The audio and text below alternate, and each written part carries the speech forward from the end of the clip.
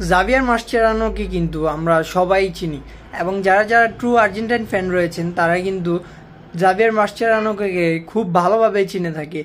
এবং Javier Mascherano কিন্তু 2014 সালের আর্জেন্টিনার যে সোনালী অতীতের টিমটি ছিল ওই টিমের কিন্তু একজন মোস্ট ডিমান্ডেবল ডিফেন্ডার ছিলেন। এবং জাভিয়ার মাসচেরানো কিন্তু 2018 বিশ্বকাপ খেলেই তার আর্জেন্টাইন কেরিয়ার শেষ করে দেন। এবং তাছাড়াও কিন্তু জাভিয়ার মাসচেরানো ক্লাবের দিক দিয়ে লিভারপুল এবং বার্সেলোনার মতো খুব বড় বড় ক্লাবে খেলেছেন। জাভিয়ার মাসচেরানো কিন্তু 2007 সাল থেকে 10 সাল পর্যন্ত লিভারপুলে খেলেন এবং ওই বছর ট্রান্সফার উইন্ডোতে কিন্তু বার্সায় চলে যান এবং বার্সাতে কিন্তু জাভিয়ার মাসচেরানো একটি লম্বা সময় সার্ভিস দিয়ে আসেন। 2010 সাল থেকে 2018 সাল পর্যন্ত তিনি বার্সায় খেলেছেন এবং বার্সায় তিনি 334টি ম্যাচ খেলেছেন, তার ভিতরে তার 2টি ইউসিএল রয়েছে।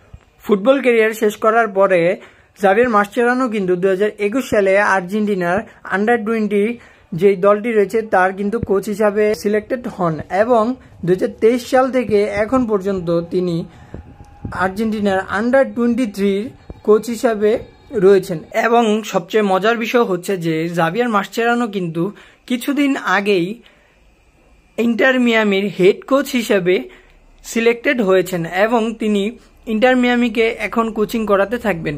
তিনি ইন্টার মিয়ামির হেড কোচ হওয়াতে লিওনেল মেসি কিন্তু খুবই খুশি হয়েছেন যে একসময়ের সতীর্থ তাকে এখন কোচিং করাবে। সো জাভিয়ার মাসচেরানো ইন্টার মিয়ামির হেড কোচ হয়ে কতটুকু সফলতা লাভ করবে তা আপনারা কমেন্টে জানাবেন।